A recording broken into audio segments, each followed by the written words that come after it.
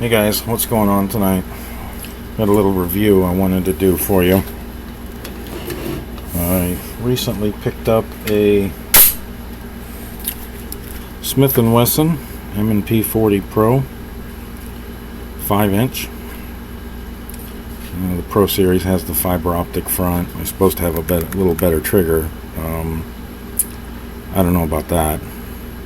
I used the small back strap on it, and I did flip the mag release over to a left hand, as I am a lefty, which is going to be weird getting used to because I've always shot Glocks and 1911s and para-ordnance, and they were always on the left side of the gun. So for years I've gotten used to just hitting it with my finger, dumping the mag, and rolling. So that's probably going to take some getting used to. But this is not what I want to review tonight.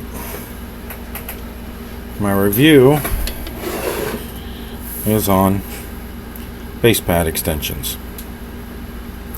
I purchased 2 of the Taylor Freelance, and I purchased 2 of the Taran Tactical. As you can see, all of these are factory Smith & Wesson 40 357 SIG magazines. Now with all of them you get the base pad and the spring. You use your own follower.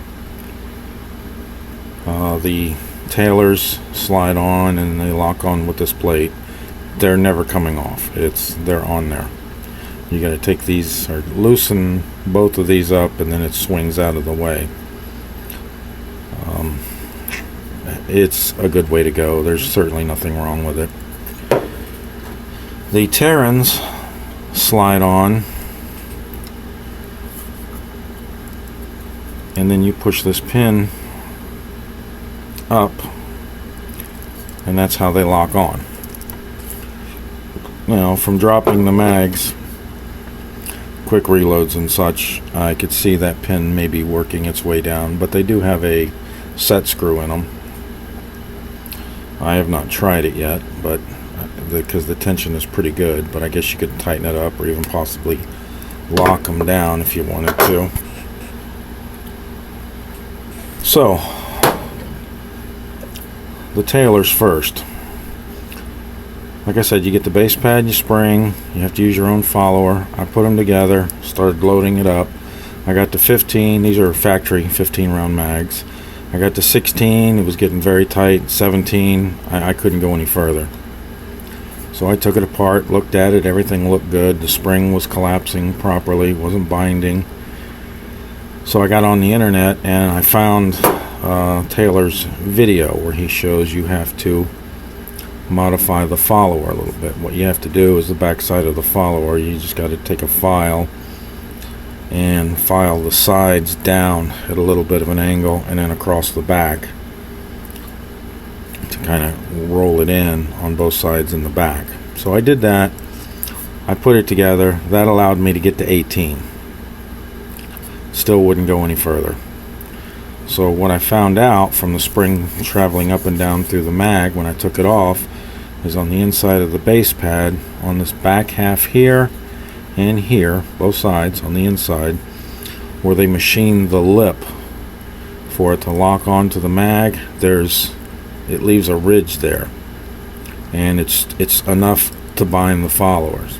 So I sit here with a file, filing both of them, filing it, trying it, filing it, trying it. Finally got to where I could get 20 rounds in it. Well, these are 40 caliber. These are 135 grain Nosler 40s. These are hot loads. These are my reloads I made for a race gun that I had compensated to make the comp work. But as you can see, there's 19 in there, and to get this 20th one in is next to impossible. You gotta use a mag, and even still at that point Now,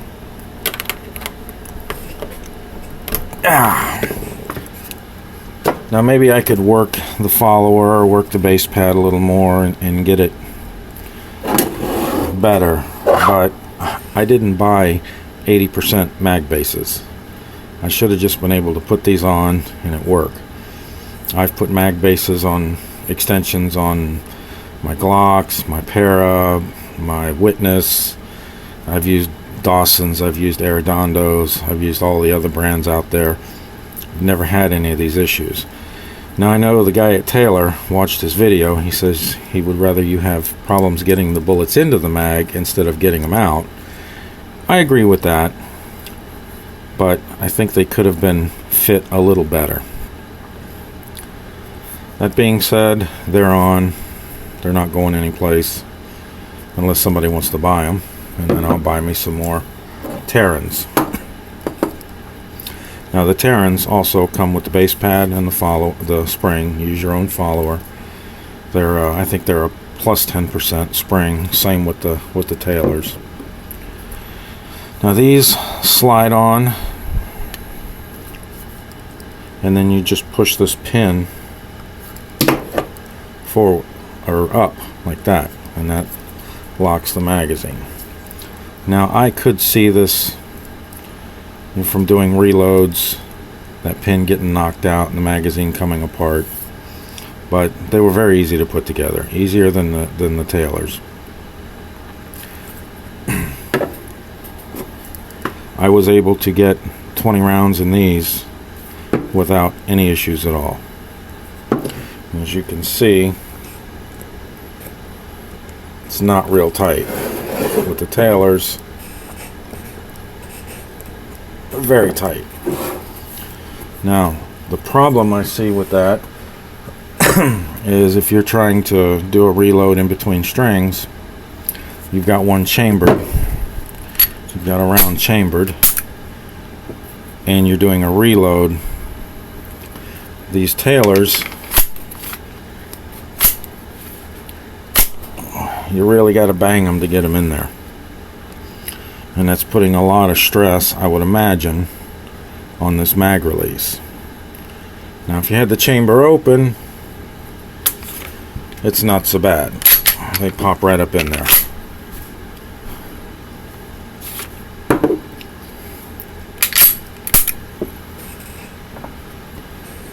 The Taran Tacticals go right in first try. No problem at all. There's 20 rounds in there and the slide is closed. Very easy. So the Tarans are a couple of bucks more. I don't recall that there was a big difference. The way the Taylors lock up on the magazine is very positive. I can't ever see having any issues. I mean, if that comes off of here, I've got bigger problems than just the magazine base came off. The Tarans, I could see how they might come off, but as long as I got that pin up tight, and if I crank that set screw down, lock it down, I don't see these ever coming apart either. So anyway, for the few extra dollars, any more in the future, I'll be going with the Tarans. They just seem to be finished a little better than the Taylors. Not that the Taylors are bad, but I was about an hour and a half trying to fit these two base pads onto these two magazines. And like I said, these are all factory Smith & Wesson 40 mags. They're not any aftermarket. So anyway, just a little review, guys. They both work well. I don't see any problems with them. It's just the Taylors are a lot more work to put together. Tarans just pop on and you're ready to rock. So hope you enjoyed the video, guys. Take care. And one more thing, guys. Don't make fun of my pink Uplula. Midway was out of the black ones and the pink ones were $6 cheaper. So I got the pink. Keeping it real.